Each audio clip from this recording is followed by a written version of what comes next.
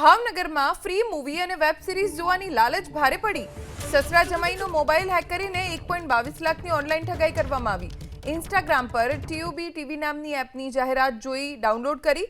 App install કરતા જ mobile hack થતા સાયબર ઠગોએ રૂપિયા ઉપાડી લીધા.